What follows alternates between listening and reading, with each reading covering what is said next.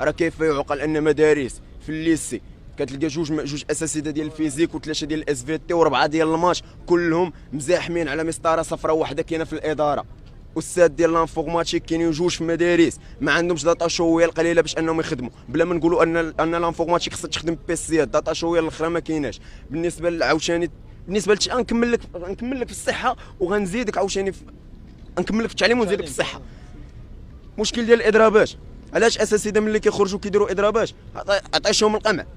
واحد الحاجه سميتها استغلال السلطه، مارسوا علينا استغلال السلطه، لا حنا لا الاساتذه اللي خرجوا ومؤخرا الطلبه ديال الميديسين اللي هما الدكاتره ديال المستقبل، اللي هما الاطباء ديال المستقبل اللي غادي يداويونا حنا واللي ربما غادي يحتاجوهم حتى هما، كيتعداو عليهم.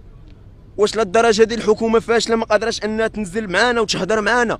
حنا كشباب راه ما باغيين والو، راه وصلنا حنا لواحد الحاجه ديال اننا فقدنا الثقه في الحكومه، فقدنا الثقه في جميع الاحزاب السياسيه، ولينا حنا ماشي كنطالبوا بوجوه جديده وانما كنطالبوا بوجوه جديده وتكون صادقه.